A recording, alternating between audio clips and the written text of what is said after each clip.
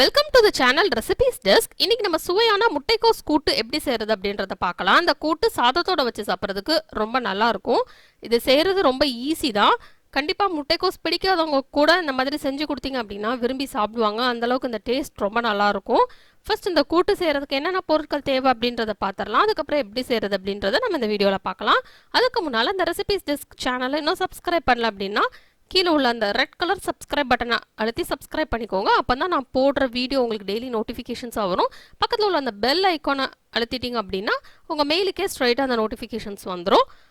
இப்போ நம்ம இந்த கூட்டு எப்படி செய்கிறது அப்படின்றத பார்க்கலாம். தேவையான பொருட்கள்: 1/4 டீஸ்பூன் கடுகு, ஒரு தக்காளி, ஒரு பெரிய வெங்காயம், 2 துண்டு தேங்காய், கருவேப்பிலை கொஞ்சம், 1/2 டீஸ்பூன் சாம்பார் தூள்,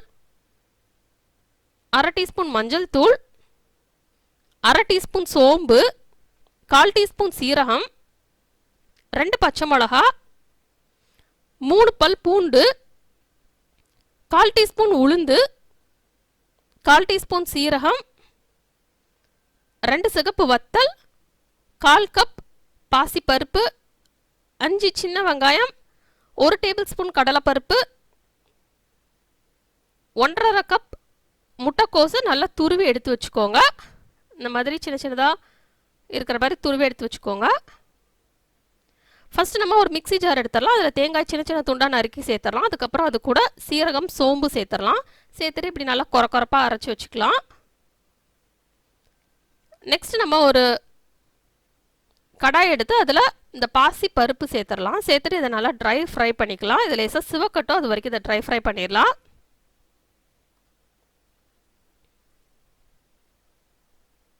நல்லா லோ ஃப்ளேமில் வச்சே ஃப்ரை பண்ணுங்கள், இல்லைனா டக்குன்னு தீஞ்சிடும். பார்த்திங்கன்னா லேசாக சிவந்துருச்சு. இப்போ நம்ம ஸ்டவ் ஆஃப் பண்ணிடலாம். ஸ்டவ் ஆஃப் பண்ணிவிட்டு அதை ஆற விட்டுடலாம். அதை ஆறுனதுக்கப்புறம் அதை கழுவி எடுத்து வச்சுக்கலாம். இப்போ நம்ம ஒரு ப்ரெஷர் குக்கர் எடுத்துக்கலாம். எடுத்துகிட்டு அதில் 2 டேபிள் ஸ்பூன் எண்ணெய் சேர்த்துக்கலாம். இப்போ எண்ணெய் நல்லா சூடாகட்டும். அதுக்கப்புறம் அதில் பச்சை மிளகாவை நடுவில் கீரி சேர்த்துக்கலாம். சேர்த்துட்டு அதை லேசாக ஃப்ரை பண்ணி விட்டுக்கலாம். இப்போ இதில் சின்ன சின்ன துண்டாக நறுக்கி வச்சுருக்கிற இந்த பெரிய வெங்காயத்தை சேர்த்துடலாம். சேர்த்துட்டு இப்போ அதையும் நல்லா ஃப்ரை பண்ணிடலாம்.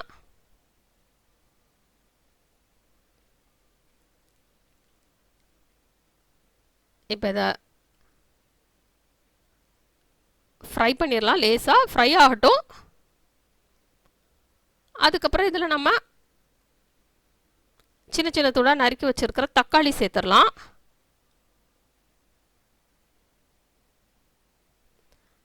இது வந்து நம்ம ப்ரெஷர் குக் தான் பண்ண போகிறோம். அதனால் இதை வந்து ரொம்ப ஃப்ரை பண்ணவும் தேவையில்லை. நம்ம லைட்டாக ஃப்ரை ஆனதுக்கப்புறமே நம்ம நெக்ஸ்ட்டு தக்காளி சேர்த்துடலாம். இப்போ தக்காளி சேர்த்தாச்சு. இப்போ இதையும் ஃப்ரை பண்ணிடலாம். நீங்கள் லைட்டாக ஒரு 2 நிமிஷம் ஃப்ரை பண்ணாலே போதும். இப்போ தக்காளியும் ஃப்ரை பண்ணி விட்டாச்சு.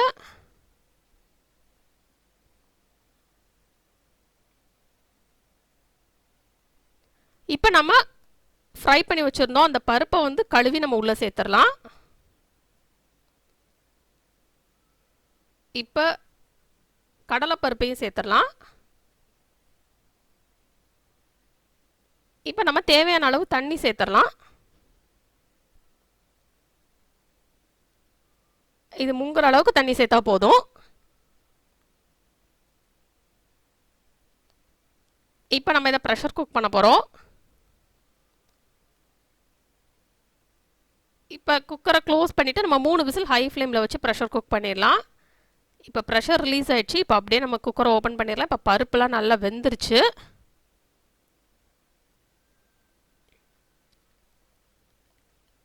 இப்போ நல்லா பருப்பு வெந்துருச்சு. இது நல்லா நம்ம மிக்ஸ் பண்ணி விட்டலாம். இப்போ இது நல்லா மிக்ஸ் பண்ணி விட்டாச்சு. இப்போ நம்ம துருவி வச்சுருக்கிற அந்த முட்டைக்கோஸை சேர்த்துடலாம். சேர்த்துட்டு இப்போ நம்ம திருப்பி ப்ரெஷர் குக் பண்ண போகிறோம். இப்போ நம்ம எந்த தண்ணியுமே சேர்க்க வேண்டாம். இதுக்குள்ளே இருக்க தண்ணியே அதுக்கு வந்து போதுமானதாக இருக்கும். இப்போ நம்ம சாம்பார் தூள், மஞ்சள் தூள் சேர்த்துடலாம். சாம்பார் தூள் எப்படி வீட்டிலே செய்யணும்னு தெரிஞ்சுக்கணுன்னா கீழே டிஸ்கிரிப்ஷன் பாக்ஸில் நான் லிங்க் கொடுக்குறேன், அதை பார்த்து தெரிஞ்சுக்கோங்க.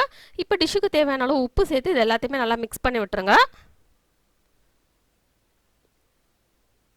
இப்போ இது நல்லா மிக்ஸ் பண்ணி விட்டாச்சு. இப்போ நம்ம இதை திருப்பியும் ப்ரெஷர் குக் பண்ணிடலாம்.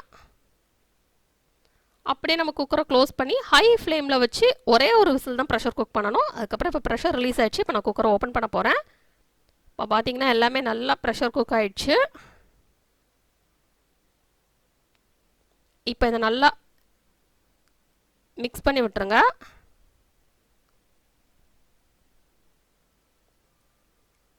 இப்போ இதை நல்லா மிக்ஸ் பண்ணியாச்சு.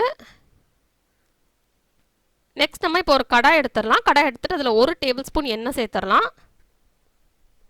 நான் இந்த கூட்டு செய்கிறதுக்கு ஃபுல்லாகவே தேங்காய் எண்ணெய் தான் யூஸ் பண்ணியிருக்கேன். இப்போ எண்ணெய் நல்லா சூடாகட்டும். எண்ணெய் நல்லா சூடானதுக்கப்புறம் இதில் கடுகு சேர்த்துடலாம். கடுகு நல்லா பொரிஞ்சிடட்டும். அதுக்கப்புறம் இதில் உளுந்து சீரகம் சேர்த்துடலாம். இப்போ உளுந்து சீரகம் நல்லா பொரிஞ்சிடுச்சு. நெக்ஸ்ட் இதில் பூண்டை சின்ன சின்ன துண்டாக நறுக்கி நம்ம சேர்த்துக்கலாம். இப்போ பூண்டு சேர்த்தாச்சு. இப்போ இதை லேசாக ஃப்ரை பண்ணி விட்டுறலாம் எண்ணெயில். இப்போ இது ஃப்ரை ஆயிடுச்சு. நெக்ஸ்ட் இதில் நம்ம வத்தல் சேர்த்துக்கலாம். சிகப்பு வத்தலை சின்ன சின்ன துண்டாக பிச்சு நம்ம சேர்த்துடலாம். சேர்த்துட்டு இப்போ அதையும் நல்லா ஃப்ரை பண்ணி விட்டுடலாம். இப்போ இதெல்லாம் நம்ம கருவேப்பிலை சேர்த்துடலாம். சேர்த்துட்டு அதையும் ஃப்ரை பண்ணிடலாம்.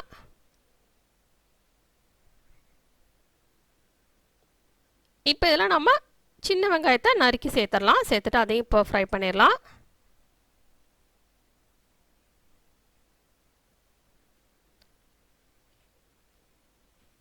இப்போ வெங்காயம் ஃப்ரை ஆயிரட்டும். வெங்காயம் ஃப்ரை ஆயிடுச்சு.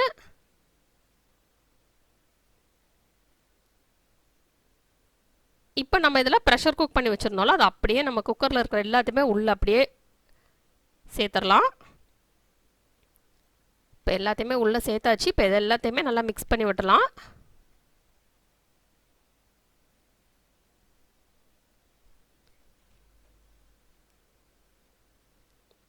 இது எல்லாத்தையுமே நல்லா மிக்ஸ் பண்ணி விட்டுட்டு உங்களுக்கு எந்த கன்சிஸ்டன்சியில் வேணுமோ அதுக்கு தக்கன நீங்கள் இதை கொதிக்க விட்டுக்கோங்க. உங்களுக்கு நல்லா திக்கான கூட்டாக வேணும் அப்படின்னா நல்லா தண்ணியெல்லாம் வற்றி போகிற அளவுக்கு நல்லா கொதிக்க விட்டுருங்க.